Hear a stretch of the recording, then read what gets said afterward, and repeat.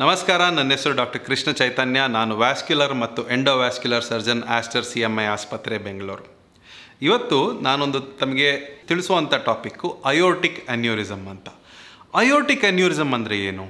ಈ ವಿಷಯವನ್ನು ನಾನು ಇವತ್ತು ನಿಮ್ಮ ಹತ್ರ ಮಾತಾಡ್ತೀನಿ ಅಂದರೆ, ಇದೊಂದು ಯಾರಿಗೂ ಅಷ್ಟೊಂದು ತಿಳುವಳಿಕೆ ಇಲ್ಲದೇ ಇರುವಂಥ ಒಂದು ತೊಂದರೆ. ಅಯೋರ್ಟ ಅಂತ ಹೇಳಿದ್ರೆ ನಮ್ಮ ಹೃದಯದಿಂದ ಎಲ್ಲ ಭಾಗಕ್ಕೂ ರಕ್ತ ಸಂಚಾರ ನೀಡಬೇಕಾದ್ರೆ ಮುಖ್ಯವಾದಂಥ ಒಂದು ರಕ್ತನಾಳ. ಇದನ್ನು ಮಹಾ ಅಪಧಮನಿ ಅಂತಲೂ ಕರೀತಾರೆ. ಅದನ್ನು ನಾವು ನಮ್ಮ ಮೆಡಿಕಲ್ ಟರ್ಮಿನಾಲಜಿಯಲ್ಲಿ ಅಯೋರ್ಟ ಅಂತ ಕರಿತೀವಿ. ಈಗ ನಮ್ಮೆಲ್ಲರಿಗೂ ಗೊತ್ತಿರೋಂತೆ ಅಯೋರ್ಟಿಕ್ ಅನ್ಯೂರಿಸಮ್ ಯಾಕೆ ಆಗ್ಬೋದು?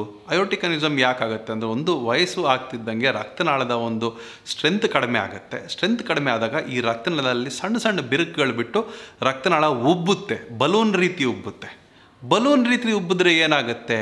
ಬಲೂನ್ ರೀತಿ ಉಬ್ಬಿದಾಗ ಬಲೂನ್ ಹೇಗೆ ಒಂದು ಮಟ್ಟಕ್ಕೆ ಉಬ್ಬಿ ಅದು ಹೊಡೆದೋಗುವಂಥ ಸಾಧ್ಯತೆ ಇದೆಯೋ, ರಕ್ತನಾಳನೂ ಸಮೇತ ಒಳಗೆ ಒಡೆದೋಗಿ ಸಡನ್ನಾಗಿ ಇಂಟರ್ನಲ್ ಬ್ಲೀಡಿಂಗ್ ಆಗಿ ಬಹಳಷ್ಟು ರಕ್ತ ಕಳ್ಕೊಂಡು ಜೀವಕ್ಕೆ ತೊಂದರೆ ಆಗುವಂಥ ಒಂದು ರಿಸ್ಕ್ ಇರುತ್ತೆ. ಇವಾಗ ನಮಗೆಲ್ಲರಿಗೂ ಗೊತ್ತು, ಕಾರು ಇಲ್ಲ ಬೈಕ್ನಲ್ಲಿ ನಾವು ಟೈರ್ ಭಾಳಷ್ಟು ಬಳಕೆ ಮಾಡಿದ್ಮೇಲೆ ಸೌದು ಹೋಗುತ್ತೆ. ಬೈಕ್ ಟಯರು ಅಥವಾ ಕಾರ್ ಟಯರು, ಅದರಲ್ಲಿ ಬಬಲ್ಗಳು ಬರುತ್ತೆ. ಅದನ್ನು ಯಾರಾದರೂ ನೋಡಿದವರು ಟಯರ್ ಸೌದೋಗಿ ಬಬಲ್ಗಳು ಬಂದಿದೆ, ಫಸ್ಟ್ ಟಯರ್ ಚೇಂಜ್ ಮಾಡುವು ಅಂತ ಹೇಳ್ತಾರೆ. ಅದೇ ರೀತಿ ರಕ್ತನಾಳಗಳಲ್ಲಿ ಸೌದು ಹೋದಾಗ, ಅಂದರೆ ವಯಸ್ಸು ತಕ್ಕಂತೆ ಅದು ವೀಕ್ ಆದಾಗ ಅದರಲ್ಲಿ ಬಬಲ್ ರೀತಿ ಇಲ್ಲ ಬಲೂನ್ ರೀತಿ ಆಗೋದನ್ನು ನಾವು ಅಯೋರ್ಟಿಕ್ ಅನ್ಯೂರಿಸಮ್ ಅಂತೀವಿ. ದುರದೃಷ್ಟ ಏನಂತ ಹೇಳಿದ್ರೆ, ಈ ತೊಂದರೆಯಲ್ಲಿ ಯಾವುದೇ ಲಕ್ಷಣಗಳಿರೋದಿಲ್ಲ. ಈ ತೊಂದರೆ ಸಡನ್ನಾಗಿ ಹೊಡ್ಕೊಂಡ್ರೆ ಆ ಒಂದು ತೊಂದರೆ ಆಗಿರುವಂಥ ವ್ಯಕ್ತಿ ಆಸ್ಪತ್ರೆಗೆ ಸೇರೋದು ಸಮೇತ ಬಹಳಷ್ಟು ಕಷ್ಟ ಆಗುತ್ತೆ. ಈ ತೊಂದರೆ ಇದ್ದವರು ಅಂದರೆ 65 ವರ್ಷಕ್ಕೆ ಮೇಲ್ಪಟ್ಟಿರೋರು, ಹಿಂದೆಲ್ಲೋ ಇಲ್ಲ ಈಗಾಗಲೂ ಸ್ಮೋಕಿಂಗ್ ಮಾಡೋವಂಥವರು, ಇಲ್ಲ ಮನೆಯಲ್ಲಿ ಯಾರಿಗಾದರೂ ಅಯೋರ್ಟಿಕ್ ಅನ್ಯೂರಿಸಮ್ ಅಂತ ತೊಂದರೆ ಇತ್ತು ಅಂತ ತಿಳಿದಿರೋರು, ಇಲ್ಲ ಅಂತ ಹೇಳಿದ್ರೆ ಲಂಗ್ಸ್ ಕಾಯಿಲೆಯಿಂದ ಬಳಲ್ತಿದ್ದಂಥವ್ರು, ಇಲ್ಲ ಅಂತ ಹೇಳಿದ್ರೆ ಯಾರಿಗಾದರೂ ಈಗ ಹೊಟ್ಟೆ ಭಾಗದಲ್ಲಿ ಉಬ್ಬಿರೋ ಅಂಥವ್ರು, ಇಲ್ಲ ಯಾಕೋ ಪಲ್ಸು ಅಂದರೆ ಹೊಟ್ಟೆಯಲ್ಲಿ ಪಲ್ಸ್ ಸಿಗ್ತಿದೆ ಅನ್ನೋರು, ಇಲ್ಲ ಬೆನ್ನು ಅಂತಿರೋರು, ವಯಸ್ಸಾದವರು ದಯವಿಟ್ಟು ಬಂದು ಪರೀಕ್ಷೆ ಮಾಡಿಸ್ಕೋಬೇಕು.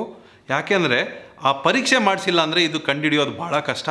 ಪರೀಕ್ಷೆ ಮಾಡಿದಾಗ ಇವಾಗ ವಯಸ್ಸಾಗಿದೆ, 70 ವರ್ಷ ಆಗಿದೆ, 75 ವರ್ಷ ಆಗಿದೆ ಅಂತಲ್ಲ, ಸಣ್ಣ ಸಣ್ಣ ಅಂದರೆ ಮಿನಿಮಲಿ ಇನ್ವೇಸಿವ್ ಪ್ರೊಸೀಜರ್ ಅಂತ ಹೇಳ್ತೀವಿ, ಸಣ್ಣ ಓಪನ್ ಮುಖಾಂತರ ಇದಕ್ಕೆ ಒಂದು ಪರಿಹಾರ ನೀಡುವಂಥ ಒಂದು ಸಾಧ್ಯತೆ ಇದೆ.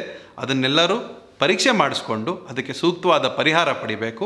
ಯಾರಾದರೂ ತೊಂದರೆ ಇರೋರಲ್ಲಿ ನಮ್ಮಲ್ಲಿ ಅದನ್ನು ಫ್ರೀ ಸ್ಕ್ರೀನಿಂಗ್ ಬೇರೆ ಮಾಡ್ತೀವಿ. ಆ ಥರ ತೊಂದರೆ ಇದ್ದವರಲ್ಲಿ ಯಾರಾದರೂ ಇದ್ದರೆ ಆಸ್ಟರ್ CMI ಆಸ್ಪತ್ರೆ ವ್ಯಾಸ್ಕ್ಯುಲರ್ ಆ್ಯಂಡ್ ಎಂಡೋವ್ಯಾಸ್ಕ್ಯುಲರ್ ಸರ್ಜರಿ ಡಿಪಾರ್ಟ್ಮೆಂಟಿಗೆ ಬಂದು ಪರೀಕ್ಷೆ ಮಾಡಿಸ್ಕೊಳ್ಳಿ, ಅದಕ್ಕೆ ಸೂಕ್ತವಾದಂಥ ಪರಿಹಾರ ಪಡೀರಿ. Thank you.